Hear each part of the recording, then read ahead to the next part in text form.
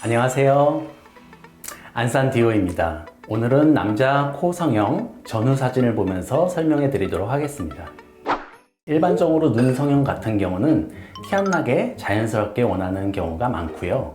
코의 경우는 뭔가 드라마틱하게 변화하려고 많이 합니다. 물론 코 성형도 수술 티가 안 나게 딱 어울리게 해주면 뭔가 얼굴에서 돋보이는 포인트를 가져갈 수 있습니다. 특히 남자분 같은 경우에는 눈을 티나게 하면 어색하기 때문에 코에서 엣지를 주려고 하는 경우가 많이 있습니다.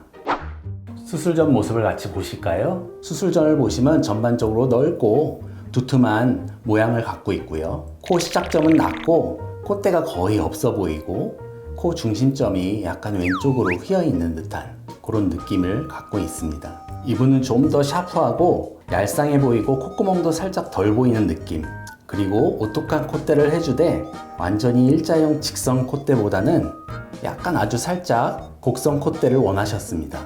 그래서 안산디오의 솔루션은 콧대의 절골 수술, 콧볼 축소, 코의 각도 조정을 통해 콧구멍이 살짝 덜 보이도록 조정하는 수술, 고형물을 이용한 콧대 성형, 코끝은 기연고를 사용하여 얄쌍하고 슬림한 느낌, 오똑한 느낌을 주도록 하였습니다. 수술 후 사진 보겠습니다. 넓어 보이는 콧볼은 안쪽 절개를 통해 콧볼을 슬림하게 모아주었고요. 콧대도 코 절골 수술하여서 슬림한 느낌의 콧대를 만들었습니다. 콧대에는 5.5mm의 보형물을 넣어 코 시작점부터 자연스러운 모양의 얼굴에 어울리는 콧대를 만들어 드렸습니다. 마지막으로 코끝은 들려 보이는 코끝을 살짝 내려 콧구멍이 살짝 덜 보이게 만들어 드렸고요. 45도 측면 사진 보겠습니다. 수술 전에 낮은 콧대와는 달리 융비승을 통해 코끝을 높여 드렸고요. 환자분이 원하는 대로 완벽한 직선형이 아닌 약간의 곡선 형태의 모양으로 만들어 드렸습니다. 콧볼 자체가 넓은 부분도 슬림하게 보이게 하면서 오똑하게 만들어 드렸고, 그와 동시에 올라갔던 비공을 살짝 낮춰서 정면에서 주시하였을 때 비공이 덜 보이도록 만들어 드렸습니다. 그래서 보시는 것처럼 샤프한 느낌의 코를 만들어 드렸습니다. 마지막으로 수술 전후 사진을 보겠습니다.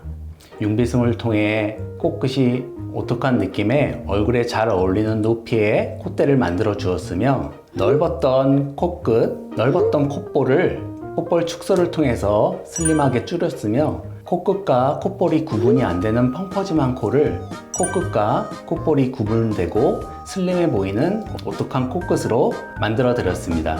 또한 비공이 많이 보이는 부분을 조금 낮춰서 비공이 정면에서 덜 보이도록 시행해 드렸습니다.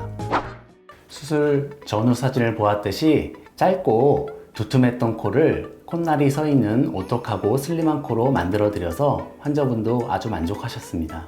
오늘은 남자 코 성형 전후의 사진을 보여드렸습니다. 다음 시간에도 좋은 주제로 만나 뵙도록 하겠습니다. 다음 시간에 만나요. 안녕.